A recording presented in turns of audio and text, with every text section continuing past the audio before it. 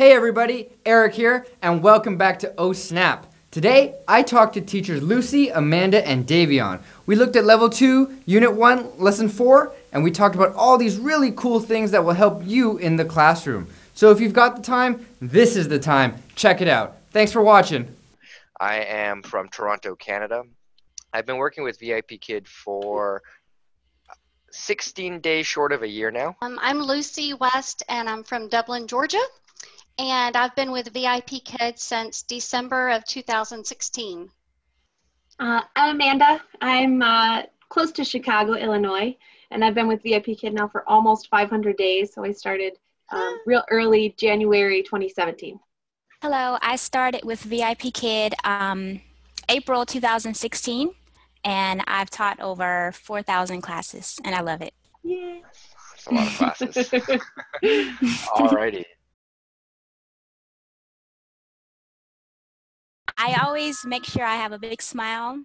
I smile a lot, and I make sure I have big movements. So I say, hello, my name is Teacher Davion.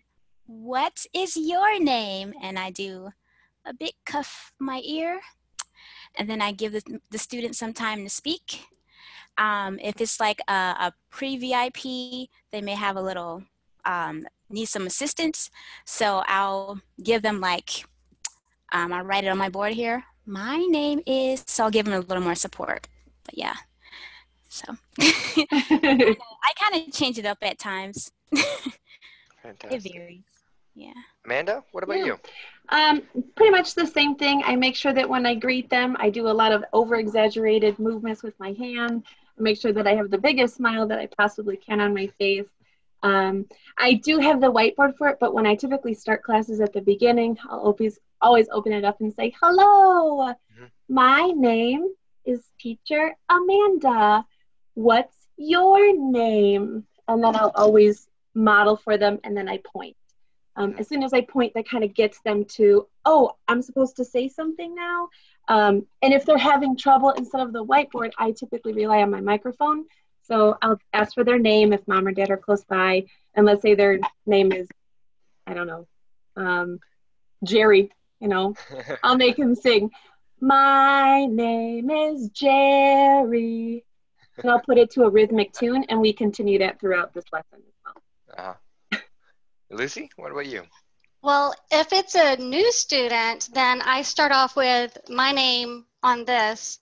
And it's always hanging up, but with a new student, I'll say, hello, my name is Lucy. And then ask them, what is your name? And try to get them to say their name. And with this level, a lot of times they can't say it, or they won't, they don't have that ability to say that yet. And so, have a microphone and say, my name is, and try to get them to repeat their name. If it's a name that is English and I know their name, because sometimes at this level, they haven't gotten their English name yet. And so that can be tricky. Oh yeah. Really tricky. So, feeling comfortable, laughing, smiling, kind of wondering what are you doing? What is happening? So I'll come up with some type of funny glasses, and I'll pop open the camera. Oh, hello. And it gets the kids smiling right off the bat, and they're interested, they're engaged. They want to know what's happening. So that's kind of like a good hook, line, and sinker where I get them to kind of pay attention to me. And I actually use it because it's apples, and that's easy. And I either have these sticky note apples that I just pull them off and put them on the board. Or if I have some of the boys really like these apples, and when they get apples, I toss them to them. They catch the apples, and the boys That's really cute. like that. So for this one, I like the apples, and I always do this one. It varies, but I have this resource I found on the old Fresh Desk. I printed it off, somebody posted it. So it's just a monkey reward, and then I have the bananas. And then I'm like, if you do great today, you get a banana. So yeah. Cute. Yeah, so I use this all the time, my monkey and my bananas. Mm-hmm. Yeah. Well, I repeat. I like to circle the title so it says "Let's chant," and then I underline it as I go, and so I say 1, 1, run, run, run. So I try to do all the movements. Tie your shoes, draw a tree. So I try to use as much TPR as I can with these warm-up slides. And if it's a song, then I try to get into the song, especially with the hello song. Hello, how are you? I'm fine, fine, fine. Okay. Yeah. For this one at the beginning, I'll always start off, let's sing. And I hold this up. And then I always sing it first, and I sing the first line, not at normal speed, but I'll always start off, 1, 1, run, run, run. So I'm very, very animated. Maybe I have a lot of coffee, but I'm always constantly moving. And whenever I flip that microphone, they're ready and they're willing to start and at least attempt. But I find that the bigger the movements that I do, the more that they're kind of like, oh, I want to try that too. How would you do your TPR for, let's say, jump up high? Okay, so let me flip to this slide. So for this one, sorry, my computer clicked it off. So I'll go 5, 5, jump up high. Okay. 5, 5.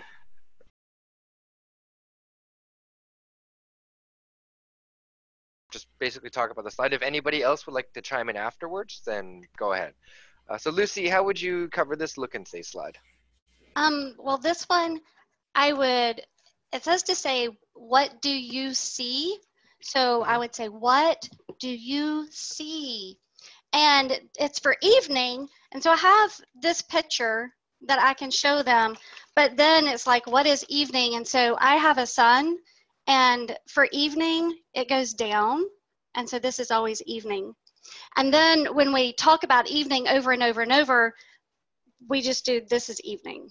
So it's like noon, evening. So throughout all of the lessons, that just kind of follows. And then I would have them do that and say evening and really work on that word, because that one's kind of difficult. And does anyone else do anything differently? I do pretty much the same thing, but to focus on pronunciation, like evening, I like to clap it out, or I use my fingers, 1, 2, just so they can get it, and make sure you speak slowly. So I focus on that a lot. And with this, do you have any additional props? So we saw the sun that Lucy was using. Do you have any other props for this slide? For this slide, or is it mostly just the TPR? It's mostly just all hand movements. Yeah, I use a lot of hand movements and body language. All right. So look and say, I have my Meg and my mic here. So I have Mike, and I'll just play like they're talking, to each other. So, good evening. So I'll put it in the camera, and then I'll say, good evening. And so I'll basically play like they're talking to each other. Good evening, Mike. Have her repeat. Good evening, Meg. So I kind of play with it, and I'll even add some extra words. Hello, Meg. Good evening. So I try to make a complete sentence when I can, just add extra words so they can build upon. Okay. Does anyone do anything differently? Alrighty, well, let's move on to the next slide then. Lucy, what about this one? Look, circle, and say. Slide 7.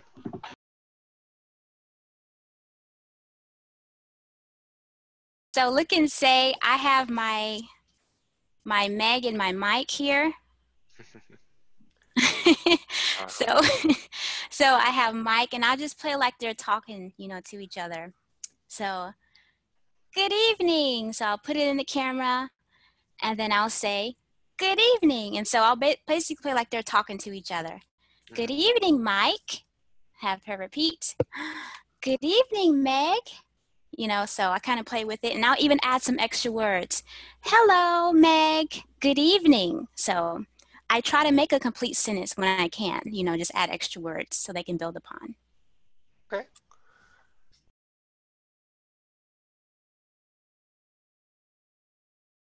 Just in case they need a little bit of help. And for this slide, I think it's the big letters. And I will usually take one off and say, big H, and then have them repeat that, and then I'll circle it and say, big H, circle. And then usually they will circle the big H and big letters, and then usually they will go and do all of the big letters. Sometimes not, and if they don't, then we'll just go through all of the big letters, and I'll model that for them every time until they can do it by themselves, or they just continue to do that, because there's like 3 or 4 slides of that. Does anyone utilize any other types of props for this slide? Or I do. I mean, I use the same letters basically, but I use like 2-sided popsicle sticks. And then this kind of helps because the previous lesson, like Lucy was talking about, you kind of introduce big and small letters. So I demonstrate that with 2-size apples. I use big apple, small apple, obviously with my hands. Big apple. And I'll say, oh, big E. And then I'll gradually take the big apple away so that they're only left with just the visual representation of the letter. And then they kind of work on matching it. But I found that these have been really beneficial for these lower students.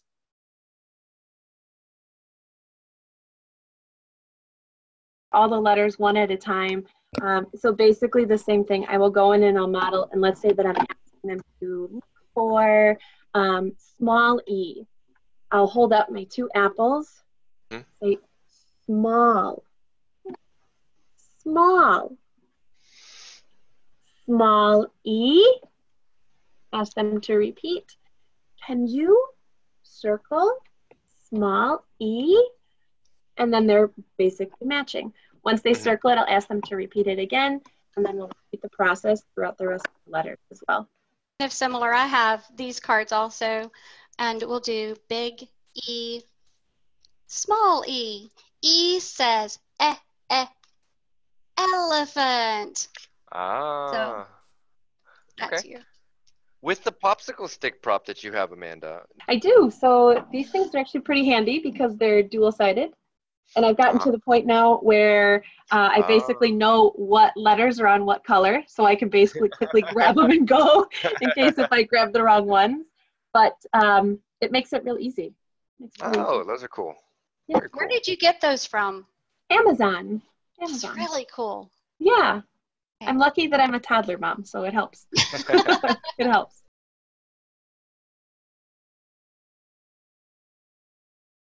So for this class, I would find like something to hold.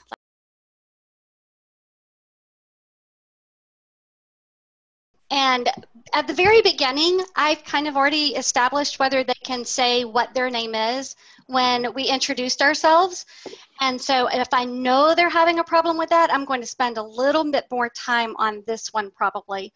And I have this that I will show sometimes, depends on the level of the student. And just to give them, hello, my name is, and I'll go, Lucy. And hello, my name is Meg, and try to have them repeat those. And the same thing, then it's got the teacher, write the teacher's name. And so I will write it on the screen, and I'm terrible at writing on the screen because the mouse is just so hard to use. But I'll do that and put their name on there. And that's kind of sometimes it works and sometimes it doesn't. It just depends on the level of the student. And at this point, we're trying to get them to say, my name is. Yes.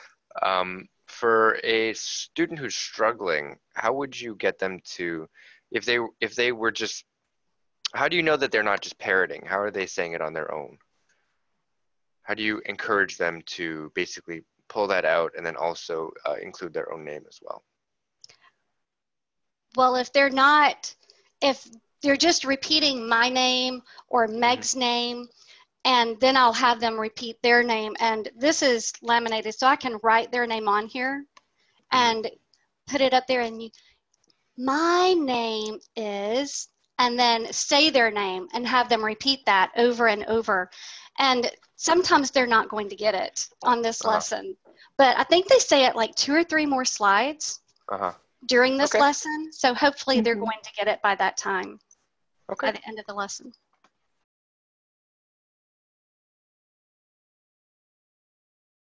I try and get them to say their name for it.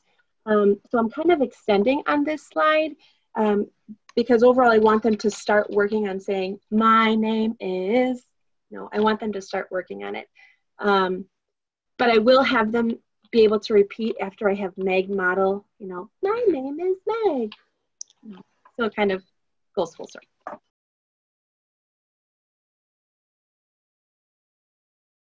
Yes, I live in China. So it's as asks, what do you see? So I'll circle China, and then I'll say, what do you see? And the student, most of the time, they'll repeat what I said, so that's totally fine. I say it slowly, and then they'll repeat it. I'll circle the answer.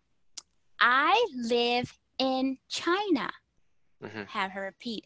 I tend to repeat the sentence a lot because the students that I've had, they've had difficulty just remembering the word live and things. So I would literally have to use my board and go word for word.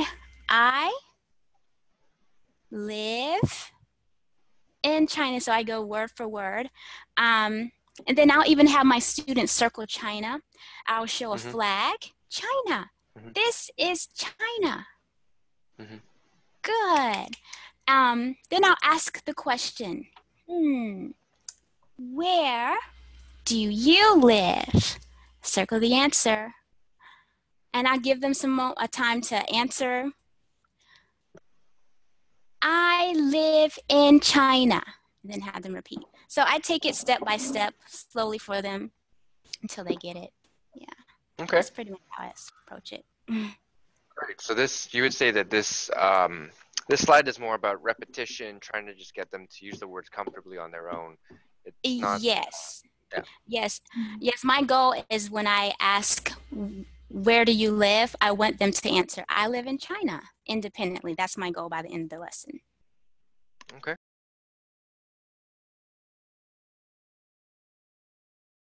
And so I would say, what do you see? Circle the USA and hold up and say, USA, and have them repeat that because that's the new word.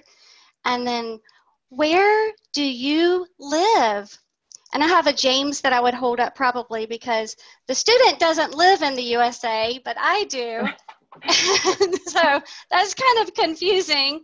And I say, I live in the USA. And just slowly and have them repeat it back and forth. And usually for these, I do a little sing song. And so it'll be, I live in the USA. And for China, it's, I live in China. So trying to get them to sing that back because it's just easier to sing something than to say something. I agree. Can I throw one short tidbit that maybe it'll help some new teachers out there? Yes, go ahead. So I've had really great success with getting kids to respond with where do you live? And it's basically from using my globe. Whenever we get to the question, where do you live? I'll always look at this and go, where do you live? And most of the times I'll stop and I'll land on China.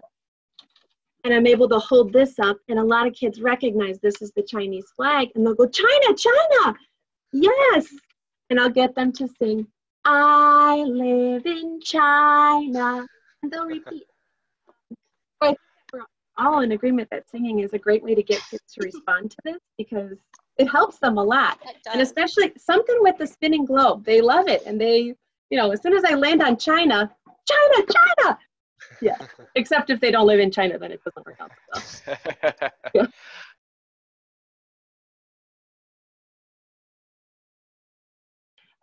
At random. And so I'm not always so sure if my students are able to tell me the numbers at random. So at first what I'll have them do is I'll have them count with a model. And this unfortunately doesn't have 0 on it, so I'll always start 0. And we'll go through 1, 2, 3, 4, 5. And they'll repeat. If they do that, obviously I give them lots of praise. And then I'll point to a number at random. And I'll always start with 1 because they have a higher chance of being successful with that. If they can tell me 1 at random without my help for it, I'll skip and I'll go to number 3. If they can do that, then I move to the slide. And I'll always flip and make sure that I'm pointing. So when I'm pointing opposite right here in the classroom, it looks like I'm pointing to the actual picture. And I'll circle the number 0. I'll give them a minute to see if they can respond to it. And if they can't, I'll give them some prompting. And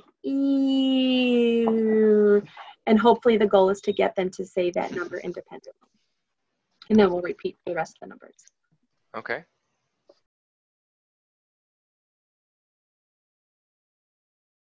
I do the same thing with, I write my numbers down, but instead of having like the pre-made numbers, I just write 1. So I write them 1 by 1. 1, have the student repeat, 2, and so on. And then I draw the first line, 0, 0, and then I spell it 0 so they can see it. So I kind of walk them through each number on this one. That's pretty much how I do it. And then we review it again. 0, 1, 2, 3, 4, 5. And then repeat. I go slow and then I actually speed it up after that. Mm-hmm. And do they struggle with any of the sounds that what they would have to say here? So like 0 or maybe 5. Yes, maybe the 5 and the 0. Sometimes the 3. So I make sure I repeat a lot of those words over and over and speak slowly with those. Okay. What about slide 16? Lucy? 16 is counting the students on the playground.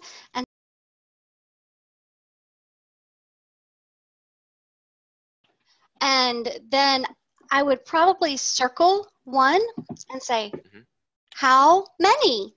1. And then circle another and try to have them start counting them.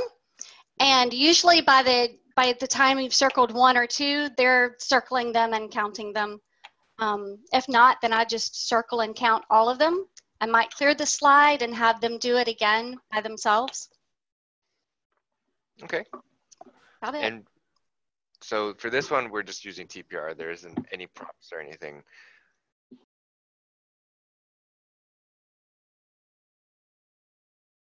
Basically working on early sight word identification. So getting them to recognize I as a word.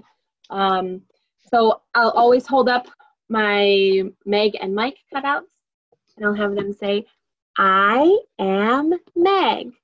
Ask them to repeat. I.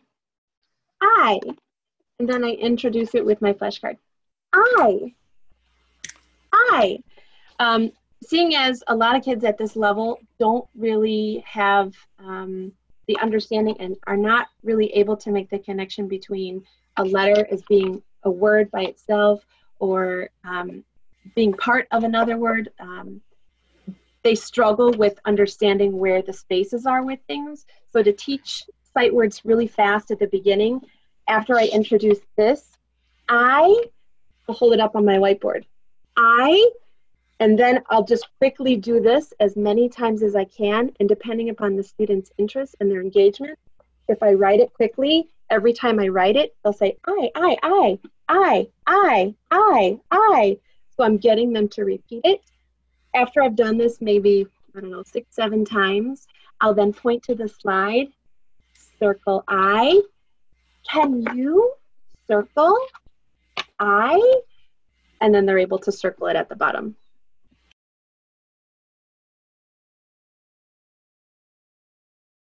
I look at my sight word the, I'll have it already written down. So I say the, I repeat the, repeat it again, and then I'll clap, the. Have them repeat it. And then I want them to circle. So before I teach the sentence, I say, Bella, circle the. Circle the. Then I hold up my mouse. Bella, circle the. If they have an iPad, I hold up my whiteboard and I say like, circle. That's the best way I could demonstrate that. So once they do that, then the sentence is, okay, so I like to underline as I read. So I have my pen, I say, I live in the house. And then I get faster. I live in the house. Repeat it. So I'm all about clapping and 1, 2, 3, 4. And I'm always underlining, and then I'm having them circle the word the. And then if it's like a flag, I live in the USA. Have them repeat. Yeah, so that's pretty much how I approach that slide. Cool.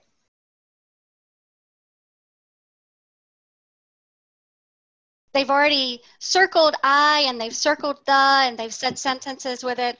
And so now I just say, can you circle the?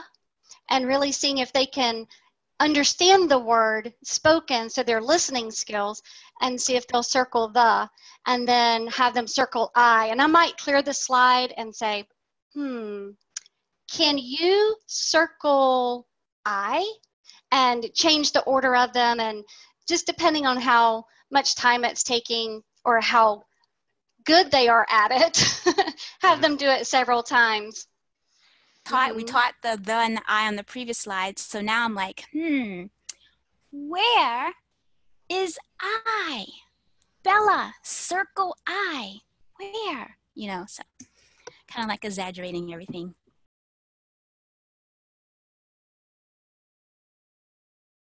Just identifying the numbers again. So you want them to be able to circle and say the number. And by this time, you kind of know how the student's going to react if you say, can you circle or circle this number? So if I know that they'll circle it, I'll ask them to circle the number and say, can you find 1? Circle 1, and have them circle it and make sure they say it and do that through the numbers. But if they're struggling with the circling or the identifying them, I will circle it for them. What number? Good, 1. And so I'll do the circling and let them just say the number. Okay, cool.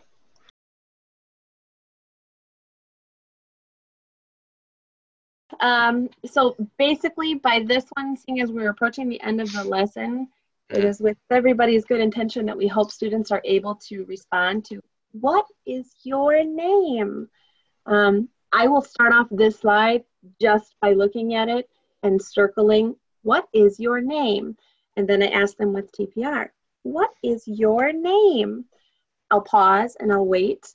If they're looking at me like a deer in headlights and they don't know what's happening and they're not too sure what's going on, I rely on my handy dandy microphone again and we start to sing. My, but I start to kind of scaffold it and scale back a bit to see if they remember that tune that I taught them earlier and if they're able to kind of fill in those blanks. I give them a little bit more of a response time on this one because I hope that they're able to respond to me. But if they're still not catching it, then I'll go ahead and sing for them. My name is, whatever their name is. And then I hold it up and I ask them to repeat.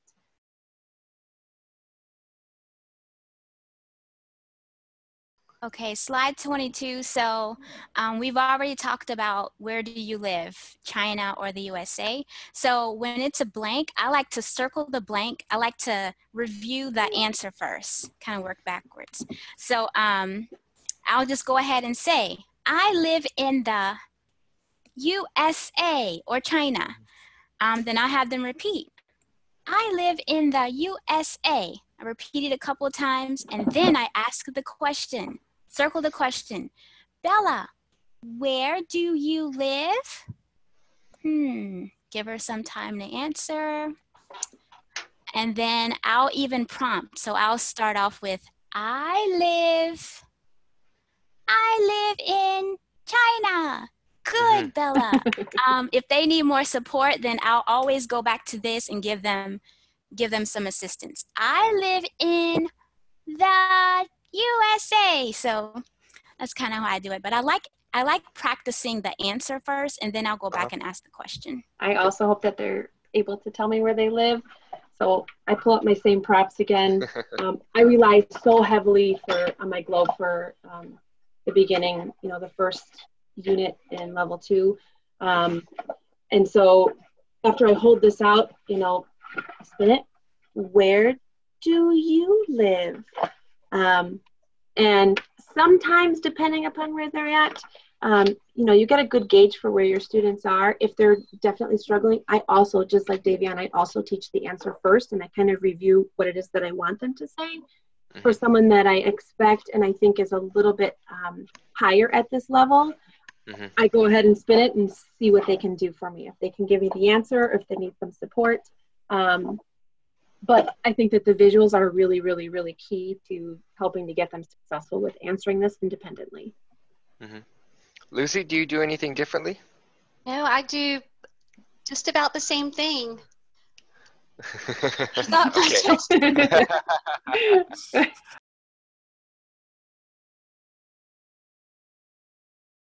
have to sing this song. I can't sing. So for you, do you sing this song? I sing the Yes. song. I sing it. Everybody I sings sing it. it. Oh, yes. I sing it, yes. I sing every song, even if I feel like they added extra verses and I'm like, how does that fit? I make it fit. Yeah. Yes. Well, one of the best ways that children learn, especially at this level, is through song. And if you take those songs away, you're taking away part of their learning new words, learning sentence structures. The singing is important. The songs are important in the beginning and the end. And it just kind of gives them a feeling of we're being done, and not just kind of a, okay, done, bye. Right. You Right. know? So you would say that it's one of those things where the song really, even if you can't sing at all, even if you have the worst singing voice, even if you're totally tone deaf, that you should just just get into it. Try it. Try it. Yeah. Just try it. Yeah. Definitely. Yeah. Try it. Definitely. We ask our students to try. The least we can do is try, It even gives if we me a- butcher it. Yes. Yeah, it gives me a boost at the beginning of class. Like if I just had a level 6 class and then my next class is a pre-VIP, it's like, okay, yes, a song. Like, so I'm getting to it. It's getting me a warm up personally. So I love it. Yeah. So with this with this lesson as a whole, if you had to pick 3 essential props for this class, what would you use?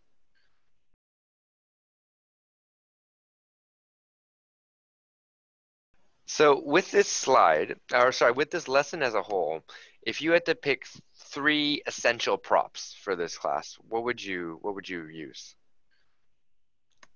Only 3. Ooh. Only 3? Take your time. Microphone.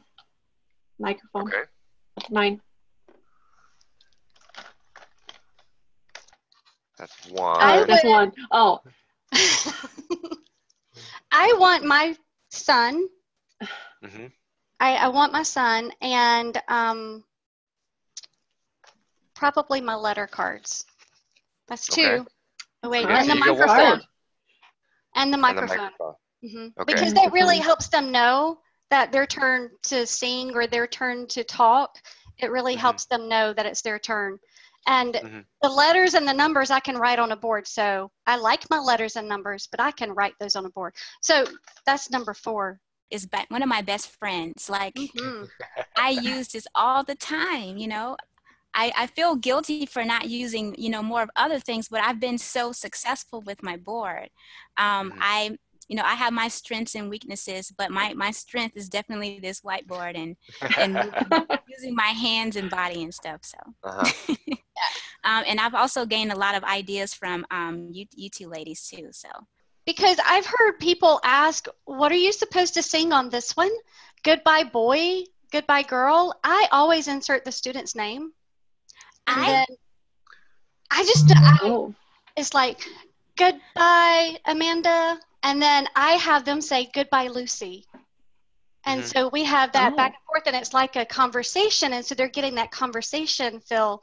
And I just feel like a lot of people have said, "Do you say goodbye, boy? I mean, why would you say that?" It's like, no, say the name. Oh. You know what? I'm guilty. I actually say, I'll circle boy, and then I'll say... goodbye boy, because in the that's what I say too. In the pre-VIP classes, there's questions that ask, are you a boy or a girl? So that's already in my mind to say boy, and I'll circle it so they'll see the word boy. That's not wrong. I'm just saying, that's another option. Right, it's another option, exactly. Have to put something in, and it another was option. Here to say boy/girl rather than goodbye. Right. Goodbye, goodbye you. Boy, girl. Yeah. Is that I am very, very animated. I'm very big with my movements, and I'm constantly moving around the camera and coming close or turning to the side to get them to look at, pronunciation corrections. Or I feel like I'm always in motion. I'm constantly moving. I feel like as I'm trying to sort through things and get what I need to for props or hold up my whiteboard or to demonstrate something, I never stop moving. And I think it's that energy level that really keeps kids like, oh, okay, all right, this is cool. Well, I don't know. But this is with the younger ones, Okay. Parent feedback, when I read it, I see patient, serious, and detailed all the time. And a lot of parents gravitate toward me because of those reasons. Yes, and I am very detailed, and so that comes out in my teaching. I'm very focused on like the little things, and it helps when I have a student who's like struggling, and so the parent really loves that. They like that I work with them. So I have a lot of repeat students in that category. So. I think my teaching style changes based on the student that I have in front of me, really. Okay.